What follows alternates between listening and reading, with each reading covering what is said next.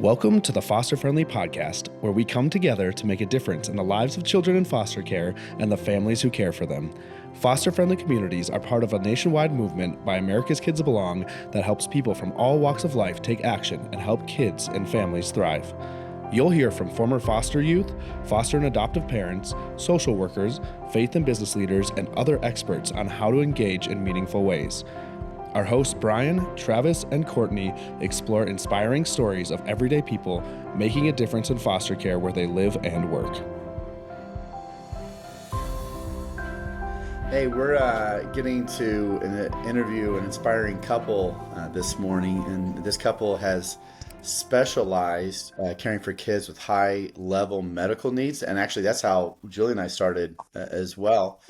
And then for those who aren't aware, who are listening to this, many states, maybe most of them, when they designate these higher level needs for kids needing medical or behavioral emotional support as therapeutic foster homes.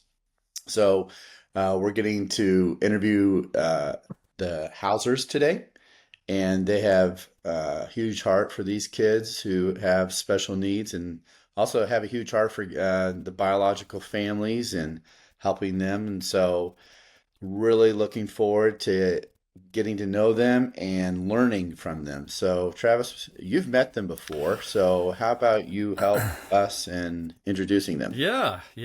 So really love talking to Woody and Mindy before. I'm from North Dakota. They're South Dakota people. So I think I heard this, the state tree in South Dakota is a telephone pole. Is that still, it's not many things have changed, but yeah, tell us more about yourselves, what you guys do and what life looks like in South Dakota for you guys. Go ahead. Okay. Yeah, we own a real estate and property management business, which does allow us to be a little bit more flexible in our lives. We work hard, but we also have flexible time that makes it probably easier to take care of these kids that need a lot of doctor's appointments, visits, all that kind of stuff. We have 5 kids, and none of them have kids yet, but we do a lot of family stuff. And Woody farms and has cows for fun. He doesn't make any money. It's a hobby. It's a hobby. Definitely a hobby. Yeah. I like to read and do things that I can do, when I'm watching a kid or whatever. So that's pretty much. Do you know how to make $100,000 farming? How? You start with 200,000. I'm still learning. You start with 200,000 and then you make 100. Right. Yeah. So that's how you make 100. You're recovering. Uh-huh. Yeah. That's right. That's fine. I'm curious, without revealing exactly where you are you in the state? Are you east or west? So we're just 30 miles south of Sioux Falls. So we're in the southeast side of South Dakota. Our house is actually 18 miles from Iowa and 25 miles from Nebraska. So we're right. All right. Yeah. So. And it is a dairy difference. A good question, because West River has a lot of different qualities than East River anymore. And we find that out in foster care, because when I work with the Rapid City office, it's a different experience than working with any of the Sioux Falls, Brookings, Vermillion, any of our East River offices. And when Mindy says East River, the Missouri River basically splits South Dakota. So right. That's why I always felt like South Dakota shouldn't be North and South Dakota, but East and West Dakota. East and West. More East-West. That is I don't know about North Dakota. It's that way. Yeah. Well, it's in a big state too. There's a lot. Yeah, it's a lot of land. So, well, let's dive right into kind of going back into the origin of your guys' journey in foster care. So take us back to that. When did it start? What did things look like? And kind of up to where it's led you now. We really, you have to go back to how we started the journey. Would have been when we were having kids. We have a deceased daughter, Miranda, that was stillborn, and that led me to come home one day, and Mindy says, "What do you think about adopting from overseas?" And so our 2 middle kids are adopted from Korea at 4 and 4.5 months.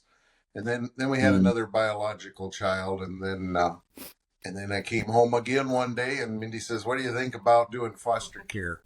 And I'm like, "Okay." I didn't know where we were going with it, and then that led to a phone call, which led to the beginning of foster kids. And our first foster child is actually a member of our family, as well as his biological family is members of ours too. So, and then that led to he had no medical needs, but then that led to they wanted to do a placement with us for a young man that's now in Oklahoma, and he had a cleft lip and palate, and that led us into the medical side of it. I think it was mainly because I had more free time, and they didn't want him to go to daycare, and I was able to be home at that point. And so they just said, "What do you think? Can you try this with a feeding tube and everything?" And I'm like, "I'll give it a try." Yep. And since then, we get just kind of the more difficult medical kids that a lot of other people aren't able to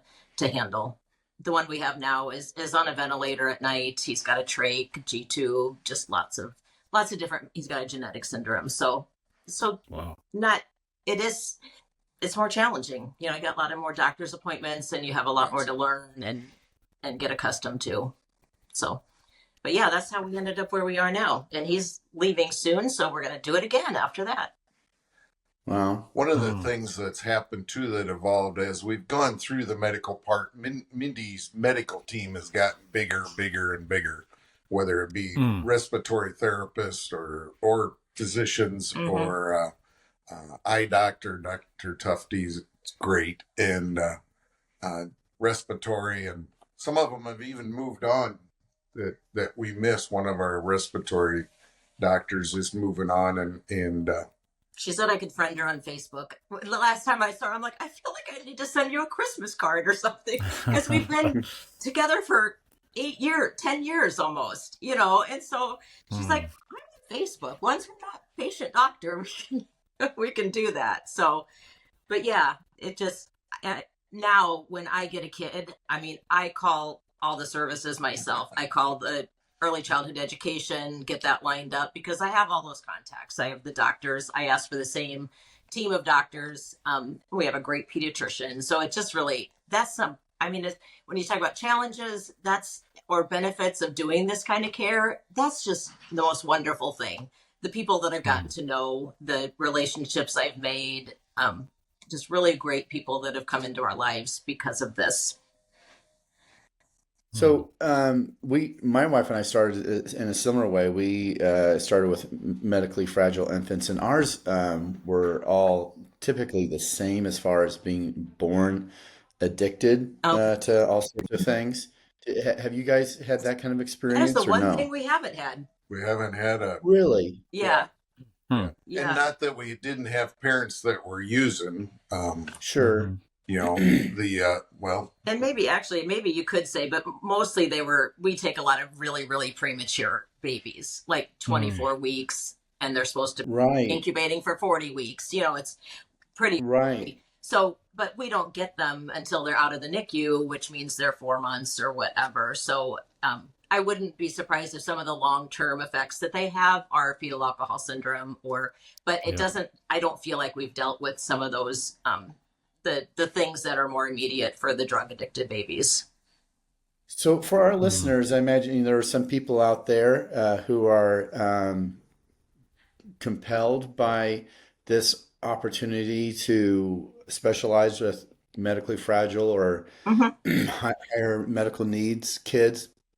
Mindy, you mentioned something about that it requires more time. So you were able to do it because your living situation, work situation.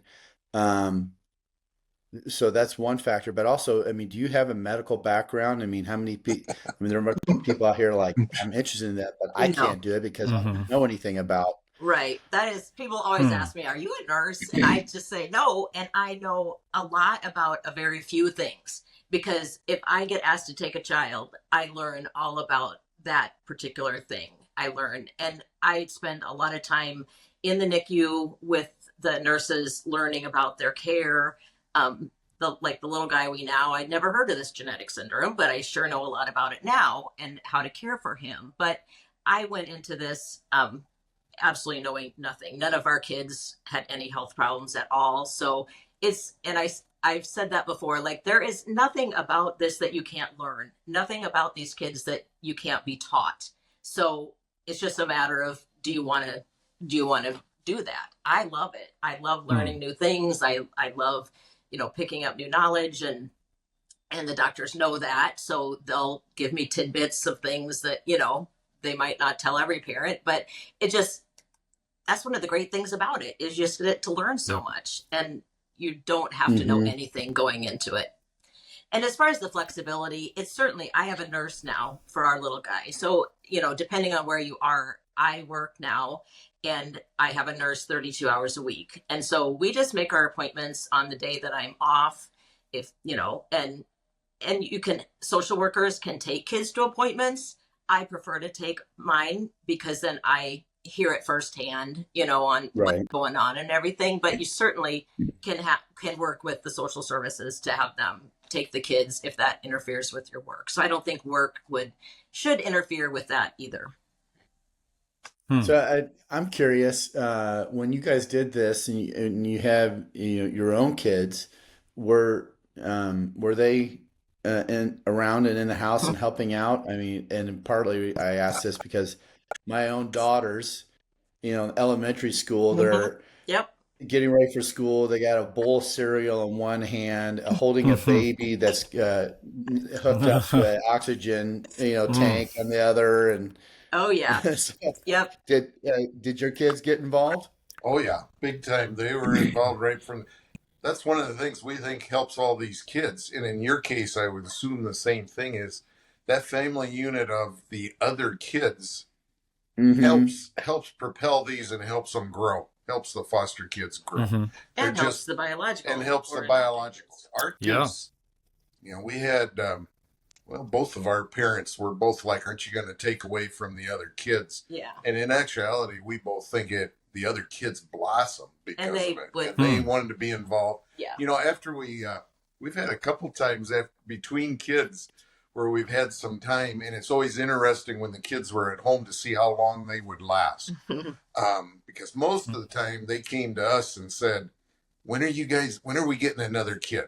It wasn't around where we were convincing them, they were convincing us that, okay, it's been 2 days, got to get another one. Yeah. And we say even like, our one son is not, he is not going to step in and unhook a feeding tube or anything, but he would be on the floor with these kids and just playing with them and talking to them. And our oldest daughter, she was, I think in maybe 6th, 7th grade when we started, and she went on to be a pediatric or a NICU nurse. And a lot, of it is because interesting. What she saw growing up is that and she works with the tiniest of the tiny babies, and she loves it. So I think it had something to do. Even our youngest boy, why he knows how to do a G tube and a feeding tube and the trach and the HMEs and suction machines, and he knows he can run it all. He really is. He might not choose to, but if I needed him to, but if we needed him, he knows how. And then even now we went. Ivan's going to his forever home here in Joaquin in the next month or so, and my youngest son went with Mindy for the visit. Said, "I'll drive up with you," and took him. And I said, do you want to come with us when we take him to stay? And he said, "Oh yeah, definitely." So they all want to be involved. Awesome. And our daughter's coming down on Thursday just because she wants to spend some more time with him before he leaves. And so it's a family thing. So I love that. That's something I definitely want to highlight. Is there are stories of like where being a foster parent, the kids felt your own children felt neglected, but there are, and that story gets told. I want to highlight that there's a whole other story out there, and we had the same experience. Our daughters, they were really positively impacted. And first of all, they were very helpful, like in the same ways in helping those children grow, but they were also positively impacted in becoming more aware and compassionate. Yep. And my Well, and oldest daughter what is a foster adopted mom, and oh, yeah. she is. That's so cool. It's amazing too what they learned about the world, because we have a certain lifestyle, we have a certain income. That's what they're used to. That's what most people in our area live at, this level.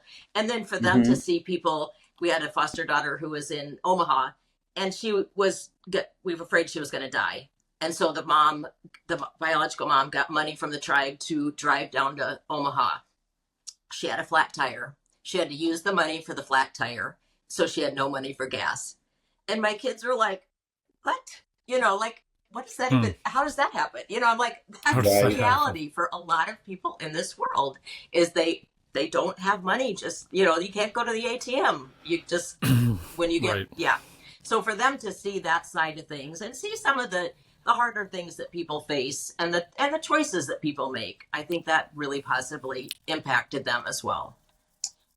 Yeah, that's a real intentional parenting decision to say we want to open our children's eyes to this other things in the world. Absolutely. And it's brought us together, though. There'll be unusual things that's happened. We've had 2 of our foster kids have deceased, and we were invited to the funerals and the wakes, which were both Native American traditional. One was at Pine Ridge, and our kids were involved with that. Our one son was a pallbearer for one of them.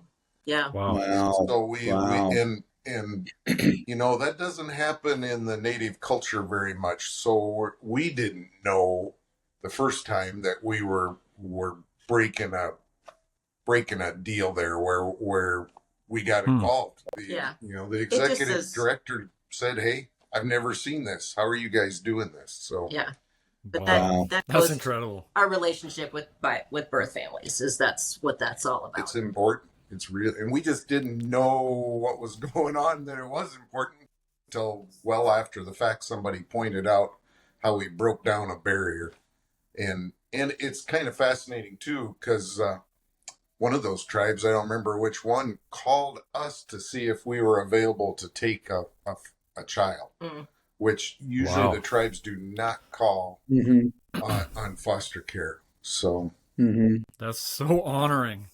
That's so honoring that they would believe that in you guys. Wow. It's been quite a trip. So still going on too. We're still not at the end. So so you mentioned biofamilies right there, and how both the hard and beautiful story of a burial of a child, but breaking a boundary between natives and European descent. Tell without specifically going into that thread, tell us a little bit more about what it's been like dealing with the biological families. I see it as such an important part of this whole process, and we do say, like, we're just as foster parents, we're just a cog in the whole process. We're not more important than anyone else. Our role is to take care of this child while they're with us and get them healthy, get them ready to do whatever the rest of their life is. And I think I just somehow make that very clear to parents when I first meet them, that I don't want your child. I don't want to keep them. I want to teach you how to take care of your child. I want to make it, do everything I can to make it so that you are able to have your child back, home with you. And it's nice because mostly our kids have a lot of doctor's appointments. They have, hospitalizations. They always invite parents, if it's safe, to be at those appointments at the hospital with me. So that's like a lot of time I have to just converse with them, get to know them, tell them about us. And then if I take a kid to the visit, I can't just drop them off and leave because of their medical stuff.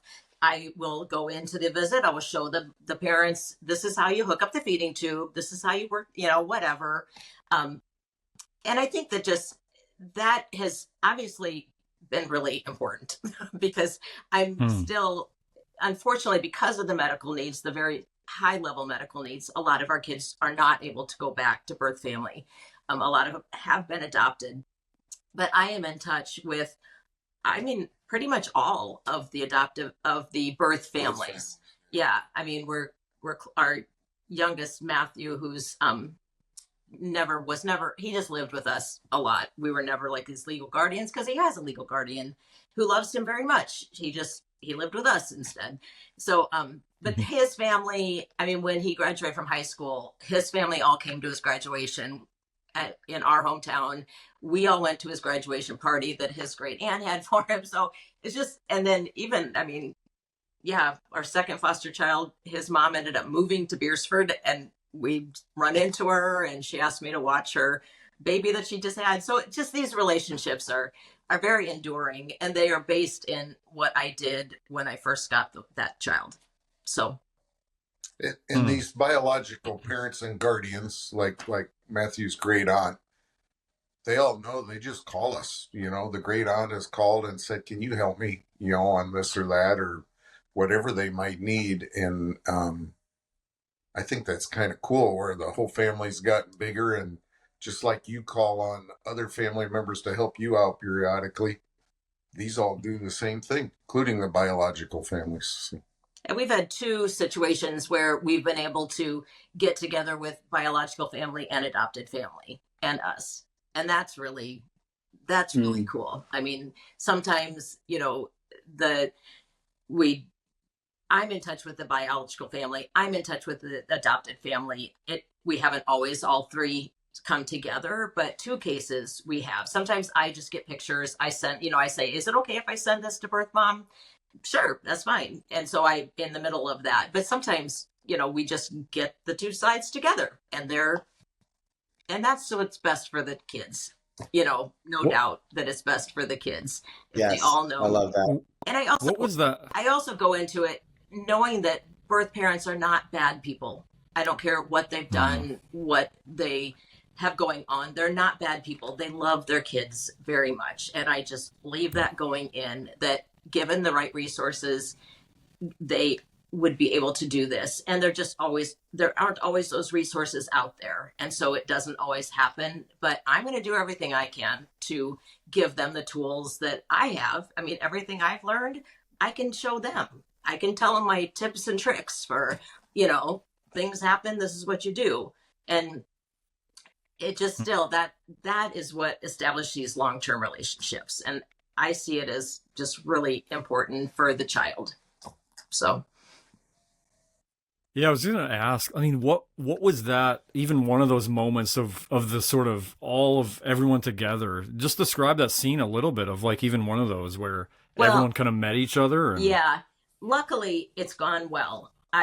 It could not, because I know I worry, like the more recent one that we had, I worried that, birth mom would just want to go up and hug the kid and overwhelm them. And that would have been very confusing for the child, because they are really bonded to their adoptive parents. And I knew that would be hard, but it just went well. Everybody we just talked. I think the most recent one, we went out for breakfast, and we just all sat. Grandma had come, and then another half sibling of the child. And we just all, and of course I had permission to tell both sides about each other. So we weren't like cold coming in, but yeah, just to actually meet and see. By the end of the time we went to the park, there's hugs all around, and now we're all hooked up, that family, just through a Facebook message group, so if they share pictures, then they're sharing it with mom, and she shares it with her other daughter and her mom, so it's just, that's just the really neat thing. Incredibly powerful. Yeah, you guys have a role that some foster parents going into it maybe don't appreciate, what like this kind of bridge maker or peacemaker role, and where you can say to both sides, I want you to see the other person humanly, Right. that and so not judge them by their worst moment. Yeah. Right. Yep. And so I love that. So I wonder, you guys I mean, first of all, I think you ought to be mentors to other foster parents. I want to Um, be. I've talked to our licensing worker about it. I'm like, every new foster parent needs Give a. me your phone number. Yeah, I am. Right. I think we have plenty of business in South Dakota if we got. I just think part of the classes should be you have a list of experienced foster parents who are willing to. Guide you. Yeah, that's I think Yes. one of the most. It's so simple. That's It such a is. simple. I mean, there you go. Right. So I have talked to our licensing worker and said, I certainly would be on that list. But when you're taking the classes, you just leave that class with somebody's phone number and, you call them. You make contact before you're even done with the classes. Because I've heard from people that have quit fostering and I'm just like, ugh, I could have helped you through that. I could have, Right? like, I have a lot of contacts. I could have, you got to talk to a supervisor or somebody just didn't know the paperwork and they didn't get reimbursed for like 3 months and nobody noticed. They didn't know. And they were just like, the communication is so bad. I'm like, I could have helped you with that. Just, we need to have connections here. And that For sure. would be a way to keep foster parents. Well, I think part of being not just experienced but good, because I think there's experienced foster parents who aren't great. I wouldn't recommend them being mentors. Yep. And there's others who, like you, that I love what you're sharing. But some of the stuff you guys are sharing, as far as really prioritizing the child, which might mean that you're really caring about their biological family and doing some things that are kind of emotionally hard or can be. Yep. So what would be your message to people who think, do I have what it takes? Like, what does it take to do it well? I personally think you just have to go into foster care. Number one, not wanting to adopt that child at least, because I just have never understood, if you're going in and you take a child and you really want to keep them, how can you work with the birth family? So I don't know. To me, and maybe that's unreasonable, but that to me is, I just don't see how that can work. How you can be sincere with a birth parent, helping them, reunify if you actually want to keep their kid.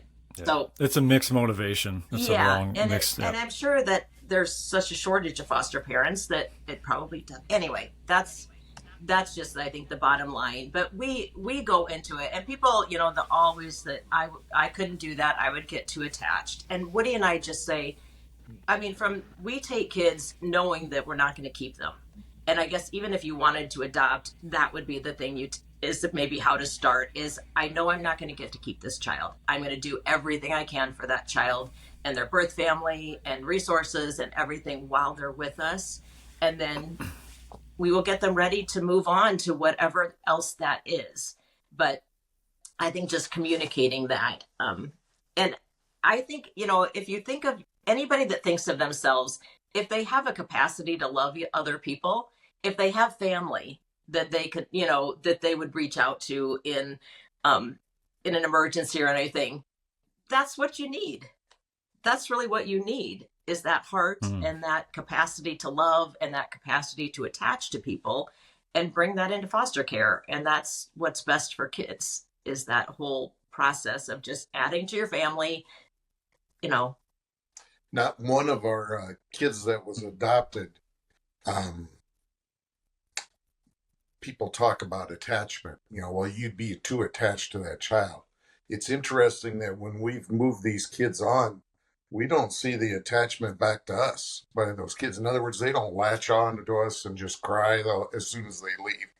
That hasn't happened at all. I think they bond. I think God's in the middle of all of this. And so God, we do things very purposely. We're allowed to, thank goodness, in South Dakota with our kids to transition gradually. So we do have quite a few visits. We get the kids, we go to their house, they come to our house, we see their whole family. We do a lot of stuff. So when they do leave, they're comfortable with these people. But we have definitely seen that when we see them, they love me and they love Woody and they'll come right up to us, but mom's mom and dad's dad, and we're all clear on that. So that's it's all God's plan. The whole thing is all just following where God leads you down the path. And maybe in some cases, in some families, you go into it knowing that you're just a cog in the middle, and maybe God's plan does lead you to adopt a child. Yeah. Doesn't mean that option isn't there, but we just gotta let it fall where it's gonna go. All right.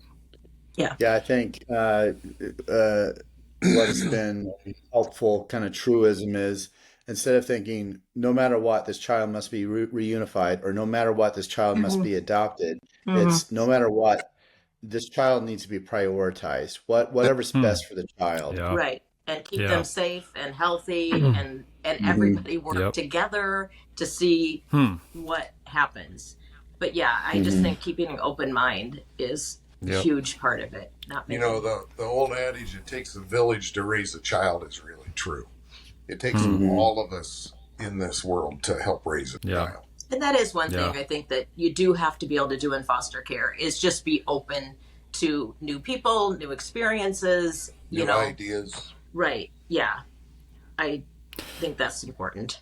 Well, and like just even hearing your story, I mean, it's like your village has sort of been built as it's going. And it's a beautiful picture of, like, you didn't set out to just craft this village. Yeah. It's like you set out to say, we don't have this all figured out, but we're going to enter in sort of courageously, learn what we don't know. And then it's as if your village and support just starts to form. Yeah.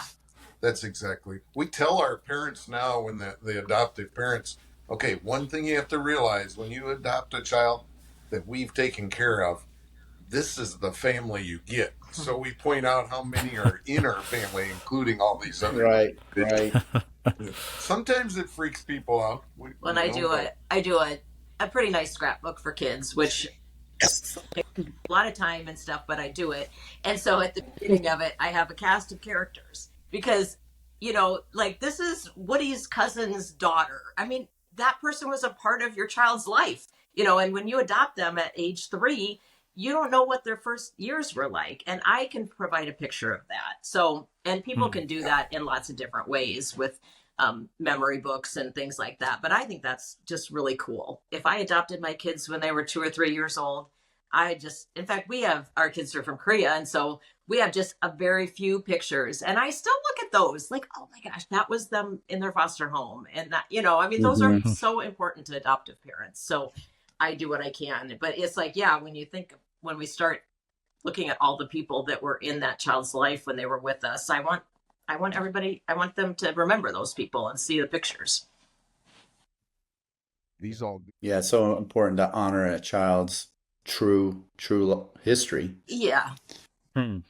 Yeah. Exactly. So you guys, one of the beautiful things, sometimes it's just a scene or a story almost captures kind of a picture of what, you know, kind of your whole thing looks like. And so you guys have this beautiful story of a wedding that just kind of tells its own story and showcases your life as foster parents. Tell us about that story. Those are daughter. Yep. Our daughter got married 2 years ago in October, and she decided to have any foster kids that were available walk down the aisle with her. And so we ended up having 8 foster kids. 2 that are passed away. We had balloons for them, and we just had 3 that are, our youngest son is in Alaska in the Army, and then we have 1 in Oklahoma, 1 in Rapid City. They were not able to be there, but we had 8 little kids walking down, the 1 in a wheelchair.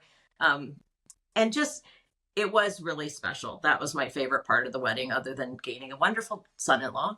But it was also so cool because people don't even think about the fact that when the kids are with us, so like our little guy now, he knows all of our other foster kids because they've been here. We've been to their house. We go back and forth once they're adopted. We stay in touch, but none of their parents know each other. None of the adoptive parents know the other parents. So it's just like, this is a part of your child's life that you don't know.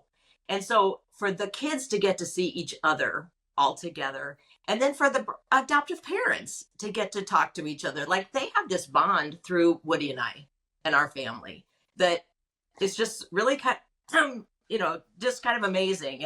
And so for me, it was especially wonderful, but I just think it was so cool, you know, seeing all those adoptive parents together that are bonded through their children and us, just getting to know each other, talking to each other, because I do worry about the kids, just because once they leave here, they aren't going to be in touch with those other foster kids as much. And like, they probably wonder, where did they go? So I thought that was really special. We've done that one other time. I think we all met at Chuck E. Cheese once and just had a big get together with all the foster kids that were in this area and all the parents. So that was neat.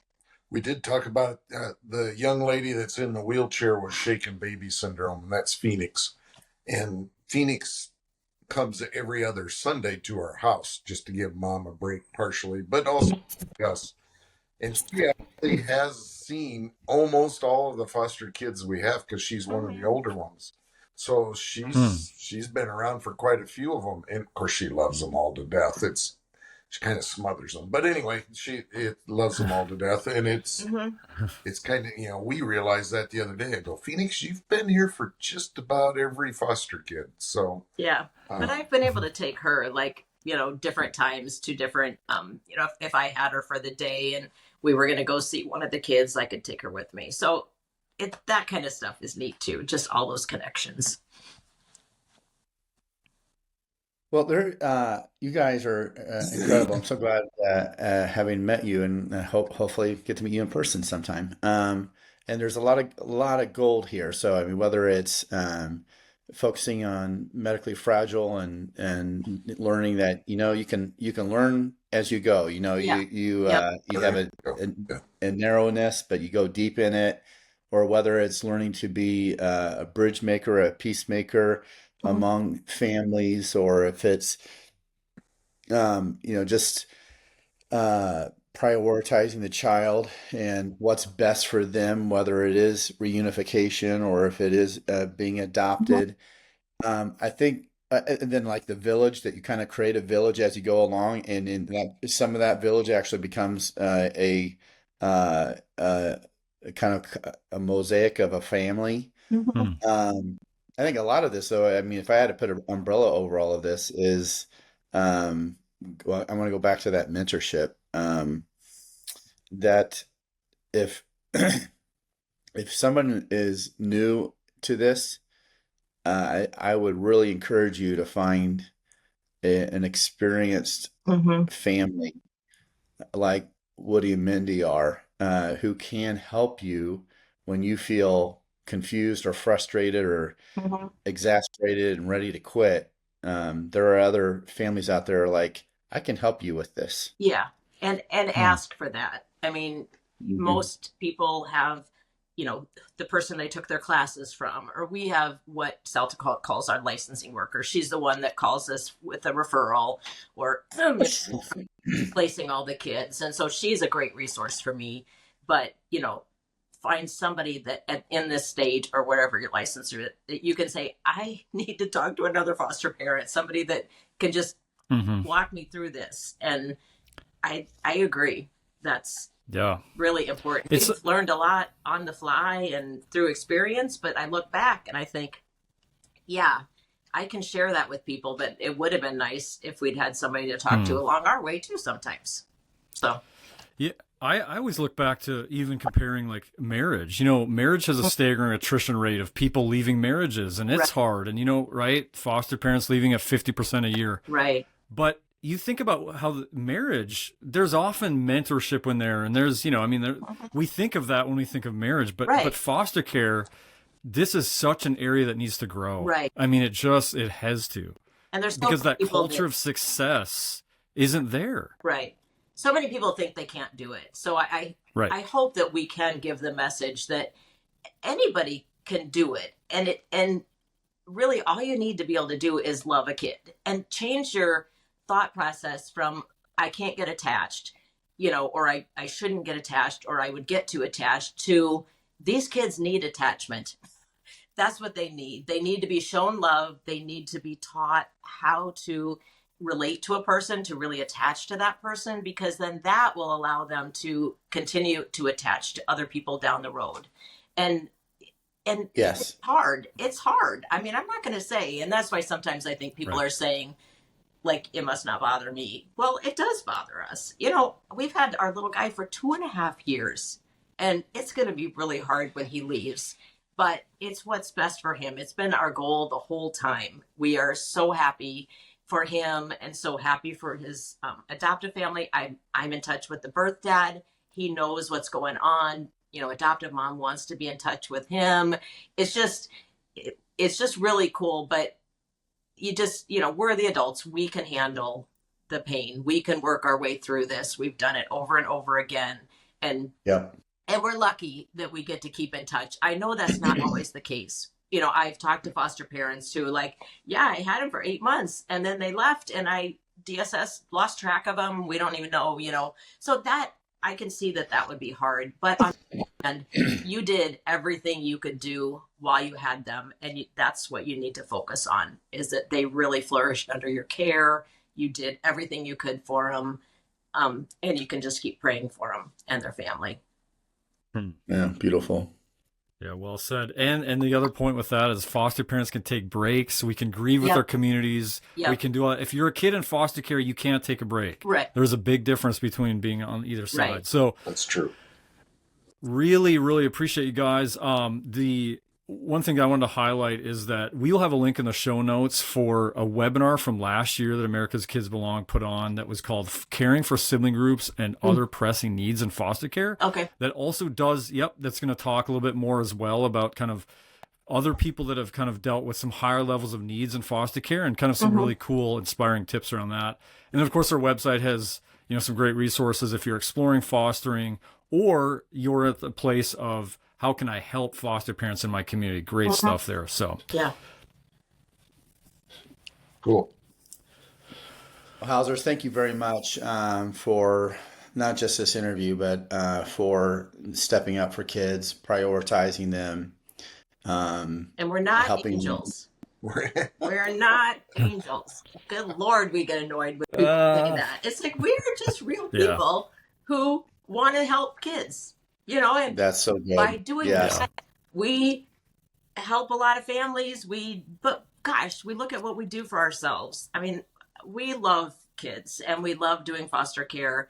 And, there's so many good things about it that I don't see a lot of downsides personally. I think people look at it and think, like, it takes so much of your time. How can you? And I'm like, well, what else am I going to do? I mean, I love kids. My whole life has been taking care of kids. If we go somewhere, we take them with us, and I can get respite if I need a break, it's not that hard. So. Yeah. It's so inspiring. You guys aren't 25. Look at you're in this still. You guys got to be at least like 29. Oh yeah, at least 29. A couple of them. Yeah, we make mistakes along the way. Every parent does. Yeah. Still do it at our age. We still make these mistakes. Well, Mindy does. But anyway, it's just the way it is. Right. But that's part of parenting. It's part of life. Thanks for what you guys do too. Getting the word out there is really important. The platform is awesome. Does Brian? I don't know if you know Brian, that our little guy who's leaving. Thanks, Woody. Completely. I give it all to South Dakota Kids Belong and American Kids Belong because he was featured on South Dakota Belongs. And our adoptive mom is in Minnesota. She had 3 people, friends of hers, see that video and send it to her. And she has previously adopted a little boy with the same genetic syndrome. So we didn't say it in the video, but her friends from Minnesota saw this video and 3 people sent it to her and she's adopting him. She has her team of individuals that help her out if she needs a break or this or that. Yeah. I mean, she's got really close friends who are the ones that saw and said, hey, you need to get this child. Check it out. Check it out anyhow. And I afterwards, I'm like, that person's going to be involved in taking care also. Why would they want to create more work? But they did. Well, and when our son and I took him there to spend some time in her home, we met some of her friends, and it's pretty cool. Is amazing. It's just amazing how God put these people together. But I really appreciate, the video. That video makes a difference. It does. Beautiful. Yeah. Thank you. Sounds like God was in that one for sure. For sure. Sometimes you guys don't get to see the end results of No. That's right. your Yeah, stuff, that's you right. know? But Right. actually, there's Yeah. something you need to do too, is have a video on that, or have something out there on You do Yeah. sometimes. You'll put that you had Yeah. had a successful adoption, from Yeah. kids. So I like those. Those are good to see that Yes. kids are finding happy endings. Thanks for sharing that. Yeah, thanks for sharing that. Thanks for being on today. Yeah. You bet. Anytime. We hope you enjoyed today's episode. If so, will you help us reach more people by subscribing, sharing the podcast with a friend, and leaving a 5-star review? If you've been inspired by what you've heard today and want to learn more of how you can make a difference for kids in foster care and the foster families where you live, visit americaskidsbelong.org. We depend on individual donors to fund our work. We'd be grateful if you would consider joining us as a monthly donor.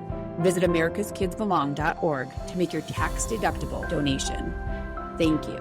Together, we can ensure a family for every child in foster care and a foster-friendly community to ensure every foster family feels loved and supported.